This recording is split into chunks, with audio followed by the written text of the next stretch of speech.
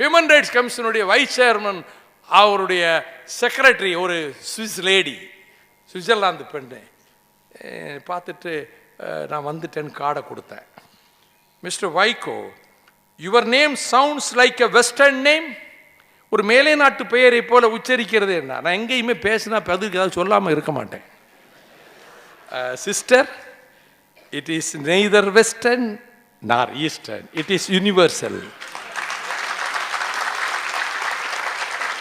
ஏன்னா we gave the concept of human brotherhood for the whole world, we Tamils.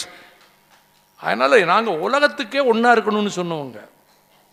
உள்ளே போன உடனே இந்த சிலையை கொடுத்தேன். ஓ ஹவ் பியூட்டிஃபுல், ஸோ எக்ஸலண்ட்னாரு. இது எங்களுடைய நாட்டில் கோடிக்கணக்கான மக்கள் வழிபடுகிற ஒரு கோயிலில் இருக்கிற சிலையினுடைய அடையாளம். நான் ஏன் இதை கொடுத்து வந்திருக்கேன்னா, நாங்கள் நாதியற்று போனோம் ஈழத்தமிழர்கள். இவ்வளவு பேரை கொண்டுட்டாங்க, நாங்கள் எங்கே போவோம்? எங்களுக்கு இதுதான் கோயில், இதுதான் தேவாலயம், இதுதான் மசூதி. இந்த மனச்சாட்சியின் கதவுகளை தட்ட நான் வந்திருக்கிறேன் என்று சொல்லி எல்லாவற்றையும் சொன்னேன்.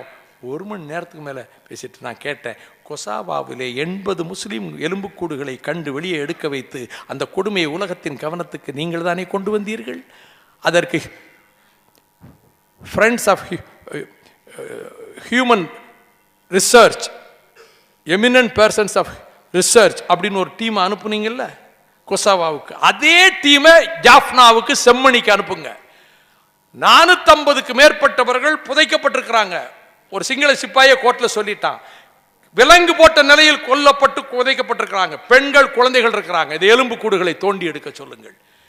15 நாள்ல அதே டீமை அனுப்புனாரு. செம்மணி புதைகுழிகளில் இருந்து எலும்பு கூடுகள் தோண்டி எடுக்கப்பட்டன. இதற்கு காரணமானவன் வைகோ. எங்கேயாவது நான் அதை தம்பட்ட அடிச்சிருக்கிறேன்?